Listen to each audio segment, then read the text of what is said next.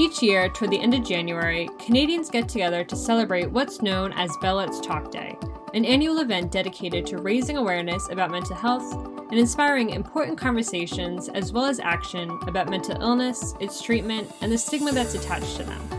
This year's event, celebrated on January 24th, is quite a pertinent one for Canadians, one in two of whom now say that current economic issues are having a negative impact on their mental health, as FP Canada's latest Financial Stress Index reveals money to be the main source of stress for Canadians for the 7th consecutive year.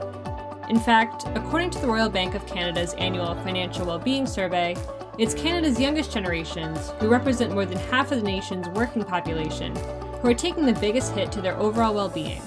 Nearly 2/3 of millennials and Gen Z attest that stressing about money is damaging their mental health,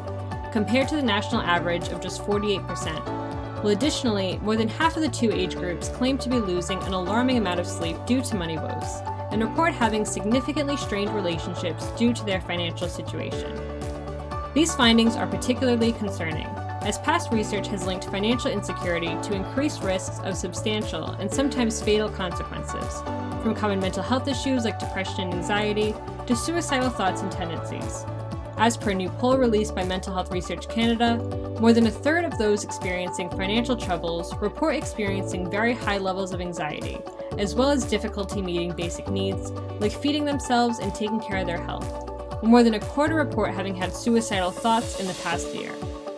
So as the nation prepares for yet another year beset by financial uncertainty and discomfort, it is prudent that employers pay attention to the financial, mental, emotional, and physiological challenges plaguing their own workforce to determine where best they can provide support to keep their employees and their organizations afloat during such turbulent times.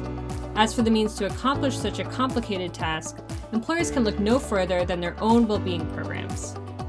By investing in and leveraging a holistic well-being program during times of crisis, employers can ensure that employees have integrated access to the emotional, practical, and professional support they need to thrive through challenging situations. This includes access to financial, legal, and life coaching support from trained specialists who can help employees strive for personal, financial, and professional growth by coming up with a plan that works best for them.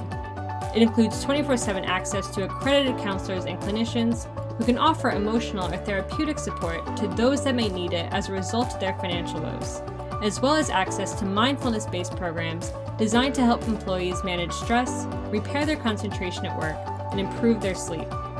And most importantly, a holistic well-being program includes access to continual guidance and support needed to help managers become more effective leaders and successfully navigate the challenging times ahead, offered by way of educational materials, access to one-on-one communication with internationally accredited trainers, live webinars, as well as organizational assessments and health screenings intended to help leaders visualize and prioritize the specific challenges impacting their workplace.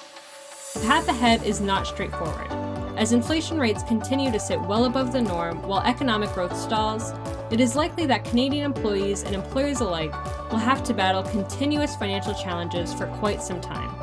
To safeguard their employees' mental health and well-being from the grip of economic despair, outlined are just some of the many benefits that employers can expect to inspire by bolstering their well-being program as we head further into the new year.